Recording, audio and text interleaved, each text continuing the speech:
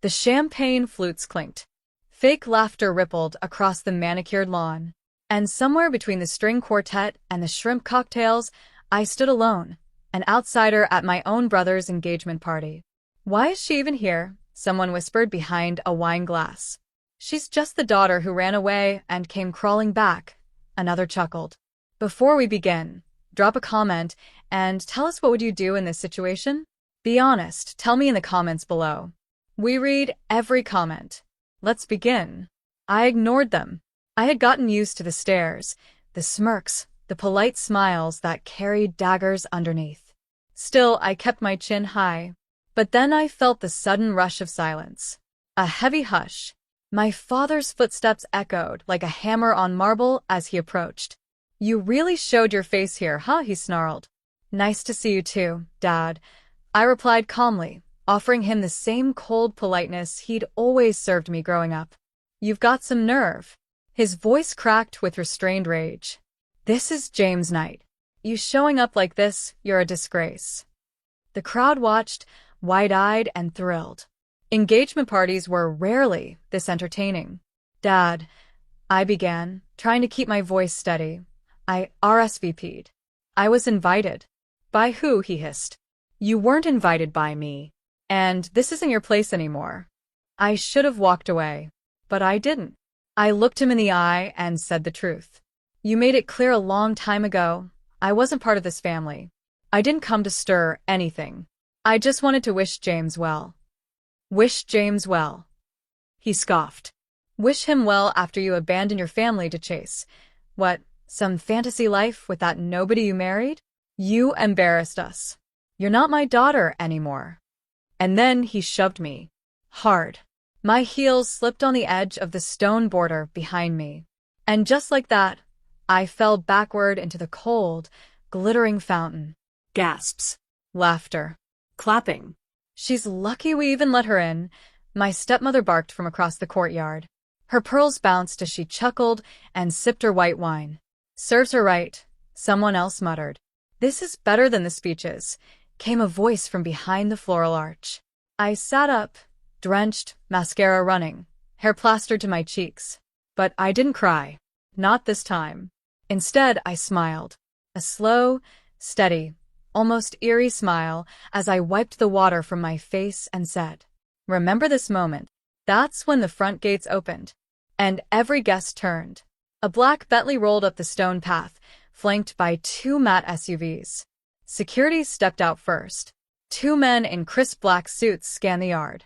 Then the driver opened the car door, and he stepped out. My husband. And not just any man. Not the nobody they thought he was when I left 5 years ago. Not the failing startup guy they mocked for being beneath our family. He was Eli Whitaker now. And as he walked toward me, perfect in his tailored navy suit, sunglasses glinting, every inch of him radiating quiet, terrifying power, the whole yard went pale. Even my father, even my smug stepmother, even James, who froze mid-toast with his fiancée. "Is she with him?" someone whispered, their voice cracking. My husband reached me, offered me his hand without a word. I stood, water still dripping from my dress. He took off his blazer and wrapped it around me. Then he looked up at the crowd, dead serious, and smiled. "Thanks for keeping my wife entertained," he said coldly. "She won't be needing any of you anymore." He turned to me. "Ready, Mrs. Whitaker?" "More than ever." And we walked straight through the gasping crowd, leaving wet footprints on their perfect lawn. The car door shut behind us with a soft but powerful thud, like a final chapter closing. I exhaled slowly, resting my head against the leather seat, still soaked, still trembling, but not from fear. From something deeper. Anger. Memory. Resolve. Eli reached into the console and handed me a towel. "You okay?" I nodded, wiping my face. They always find new ways to remind me I don't belong. Eli didn't say anything at first. That's what I loved about him. He didn't offer empty comforts or sugar-coated lies. He let silence do the work. Then he said softly, "They'll learn soon enough." I looked at him. Not the man they once mocked. Not the man who once walked into my father's study with shaking hands and asked permission to marry me. He wasn't that man anymore. He was the CEO of W3 Syndicate, the quiet force behind the largest acquisitions in the finance tech market this year.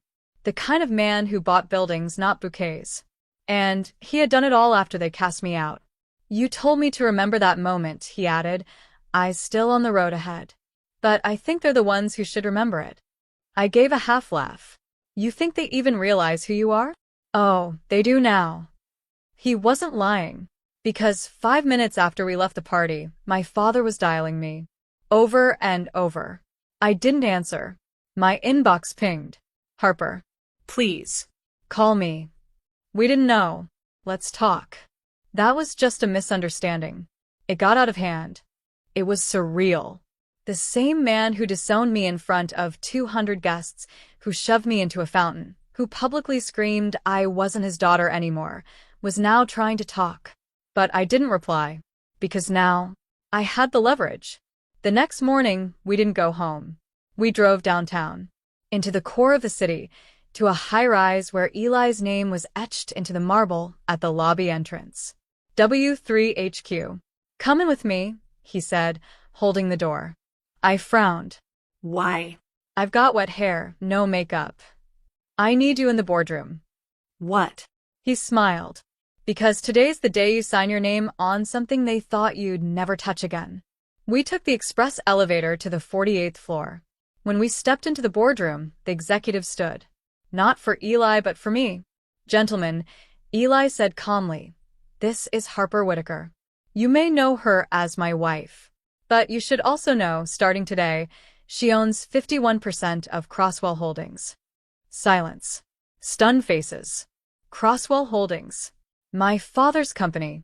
The company I'd grown up hearing about over breakfast, watching him build from scratch, obsess over, worship like a shrine.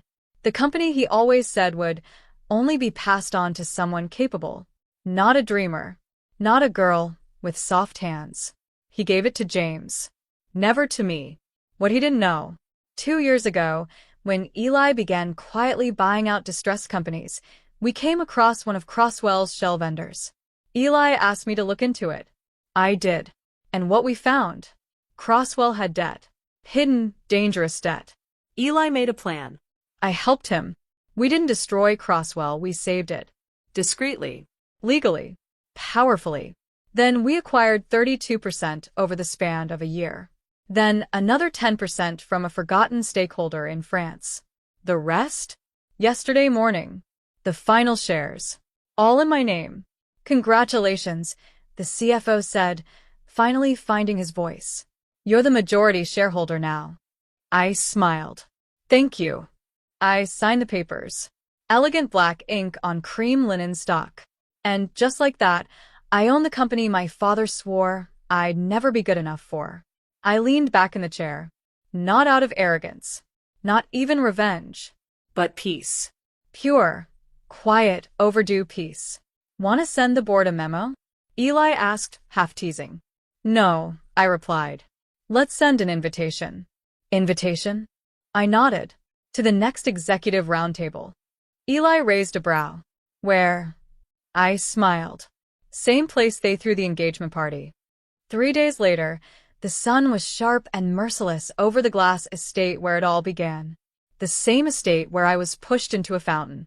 The same estate where I was told, in front of 100 people, that I was nothing. But today wasn't an engagement party. It was business. The invitation I sent out to Crosswell's board members and to my father and brother was short and clinical. Crosswell Holdings Internal Review Roundtable, attendance mandatory. Location, Whitestone Estate, East Pavilion. Host, Harper Whitaker, majority shareholder. Time, 10 a.m. The reactions? Panic. I heard it in their voices on the voicemails. I saw it in the rushed emails Eli's assistant forwarded to me. James was confused. My father was livid. The board was unsettled. But they came. Because they had no choice. At 9:55 a.m., I stood inside the marble-pillared pavilion. Hair up. Powder blue blazer. Calm. Intentional eyes. They arrived exactly on time, of course they did. My father taught them that. He came in first, flanked by James and two long-standing directors. I watched my father's eyes land on me and stay there, unmoving, unreadable. For a moment, no one spoke. Then he laughed. A short, fake chuckle. Well, this is quite a show, isn't it? I didn't blink. This is a board meeting, Dad. Not a show. James sat slowly, face pale. My father remained standing. So you're the one who bought it all up, he said. Behind our backs. Secretly. Manipulatively. It was legal. Clean. Strategic, I replied. Exactly how you used to operate before the desperation. That hit him. I saved Crosswell. I continued. You just never noticed. You were too busy building James up, blind to the storm your own decisions had created. Blind to your debts. Blind to the fact your company was drowning. You think this is some kind of power play? He snapped. Some kind of revenge because I didn't hand everything to you? No, I said slowly. It's a correction. You told the world I wasn't capable, that I wasn't worthy of your legacy. So I built my own. And along the way, I rescued yours. James cleared his throat. You're blowing this out of proportion. We were just trying to protect what Dad built. And pushing me into a fountain was part of that? I turned toward him. Mocking me in front of your fiancé's family? Making sure the entire room knew I was unwanted. He looked away. I leaned forward. Calm. Measured. Ruthless in grace. This isn't revenge. It's reclamation. Of what was always mine to claim. My father's voice dropped. You've changed. No, I said. I've just stopped asking for permission. The meeting went on. I rolled out our restructuring plan. My team dialed in from New York. Lawyers, consultants, brand experts. Eli sat quietly, letting me lead. And when the presentation ended, I stood. I'm not here to fire anyone. I'm not here to humiliate you the way you humiliated me. I'm here to run this company better than you ever let me. Starting today. I turned to my father. My voice didn't waver once. And starting now, you'll refer to me as Chairwoman Whitaker. The room fell into silence. Thick. Reluctant. But real. He stared at me, but didn't say a word. Because what could he say? He had raised me to be quiet. To apologize. To shrink. And now he had to sit in a room I owned, with men who once ignored me, and listen as I took back the narrative they stole. That night, the estate felt different. Like a haunted house that had finally been aired out. I stood on the balcony with Eli, sipping black tea instead of champagne. You still smiling inside? He asked. I looked out over the garden. The lights. The same stones that once framed the fountain where I fell. Yes, I said. But not because they're hurting. Then why? Because I didn't have to destroy them to win. I turned to him. I just had to become someone they couldn't ignore. Later that week, I returned to the estate alone. Not for a meeting, not for business, but to find something that had haunted me for years. My mother's will. After she died, I asked about it.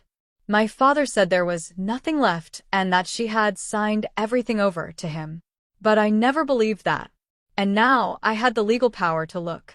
I headed straight to his old study. It hadn't changed in 20 years. Same shelves.